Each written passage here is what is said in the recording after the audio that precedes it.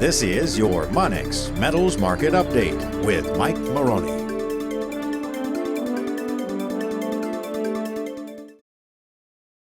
Good afternoon. My name is Mike Maroney, and I am coming to you today from the Monex Precious Metals Studio. It's Monday, April 17th. Let's talk precious metals. It's interesting because each and every Monday I try to do a review to give you some insight as far as what's happening in the market and what's driving the price of the precious metals markets. And interestingly enough, I received a call today from another precious metals trader, and he said, Mike, do me a favor, give me 10 quick things that are driving the price of precious metals. And don't go into a long explanation, just give me the buzzwords. So interestingly enough, I wrote down, or had him write down 10 things. I had him write down Deutsche Bank, bail-ins, bonds, bond bubble, Fed balance sheet, stock bubble, derivatives, geopolitical uncertainty, and fiat currency. And the interesting thing about it, when I reviewed those 10 terms and talked a little bit about what they meant, I thought this might be a great Monday review. So let's go through those 10 terms. The first one was Deutsche Bank. And the reason I mentioned Deutsche Bank is because Deutsche Bank is probably the most important bank in Europe. And just recently, they needed to raise a little money.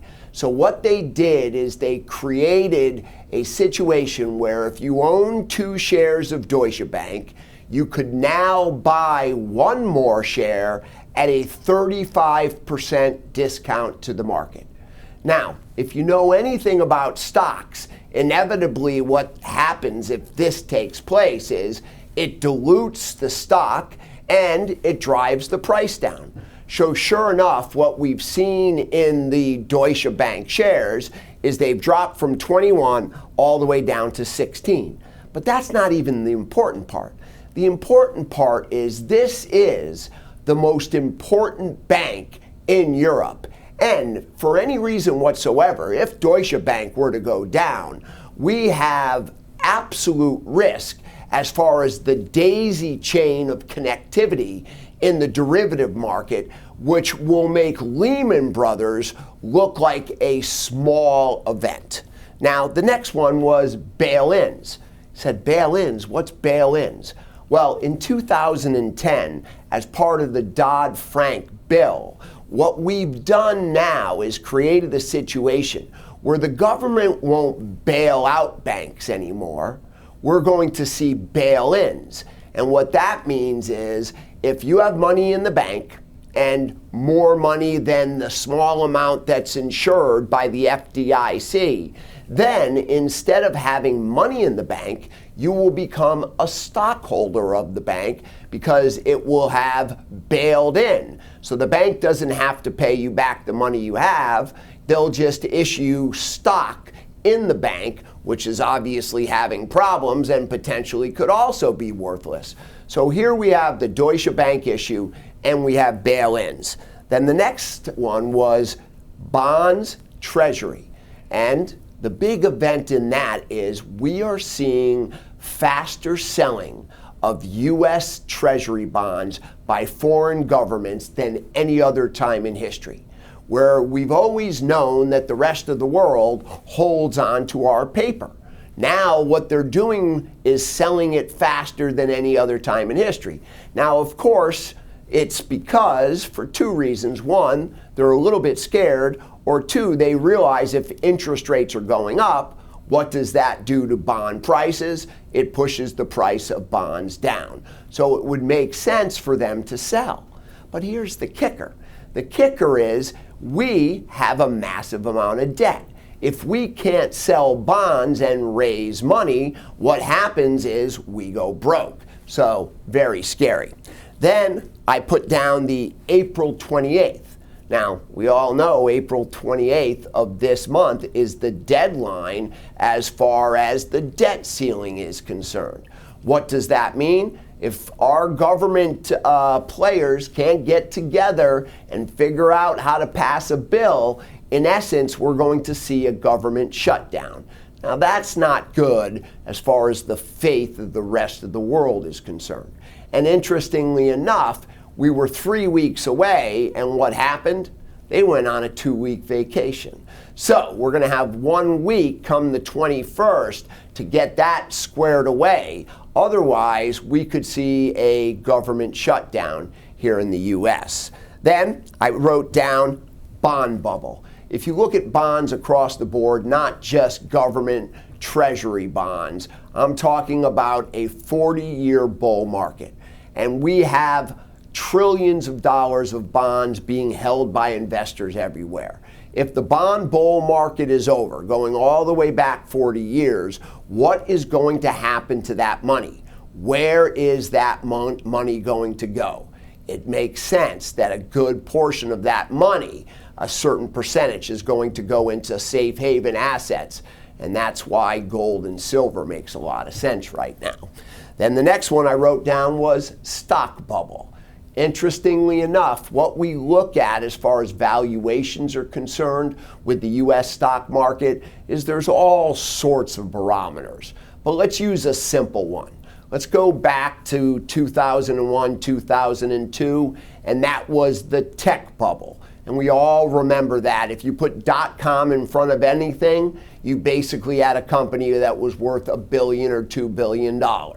And what happened back then? The stock market was valued at what? Basically 202% of GDP before a massive pullback, or what they like to call it, a correction. Now, what we had is our credit bubble in 2007. Where was the stock market valued there? It was valued at 186% of GDP. Historic high, except for the 2002 tech bubble.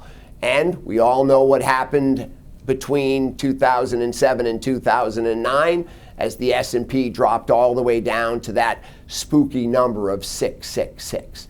Now, where is the stock market valued today? Is it close to these historic highs? No, it's much higher. It's 209% of GDP. And most people look and say, it makes sense that we could see a major correction in the stock market. Now, where's that money going to go? It's not going to go into the bonds because the bonds are coming down. It's not going to go back into other stocks because all stocks are a little bit overvalued. It's probably going to look for a safe place. Now, we know it's not going to go into banks because now there's bail-ins. That's why gold, silver, and precious metals are really starting to heat up. Now, the next one I wrote down was derivatives, weapons of mass destruction. You've all heard about this 23,000-pound bomb that was dropped on the Afghanistan mountains to knock out ISIS in their caves. But Warren Buffett back in 2007 said that derivatives were the scariest weapon of mass destruction in the world. And back then, the derivative market was large, and he said it was way bigger than it should ever have gotten. Now, the crazy thing right now, 10 years later, is that derivative market is almost twice the size of what it was in 2007.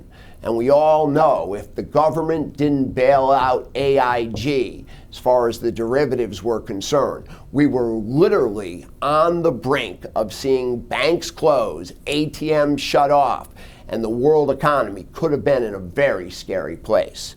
Now, the next one I wrote down was geopolitical uncertainty. That's self-explanatory.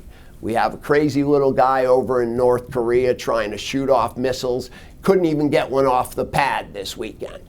God forbid anything nuclear in that man's hands is darn right scary.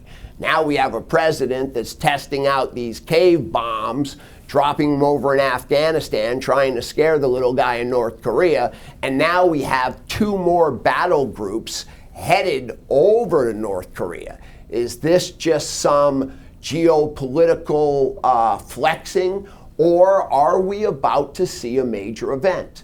We also have issues in the Middle East. We have issues with Russia because of the issues in the Middle East. And we know right now we just had a meeting with the head of China, and that didn't go all that great because over dessert, they were talking about cruise missiles hitting Syria. So there's a lot of geopolitical uncertainty. And it's usually something that you don't even see that comes up and bites you. But we have enough on the table right now to make you think owning precious metals makes sense. Now, the last one I wrote was fiat currency. Now, the interesting thing about fiat currency is all paper money ever issued has become worth less, and eventually worthless. It's 100% the record. And we know that governments do what? They'll inevitably outspend their budget.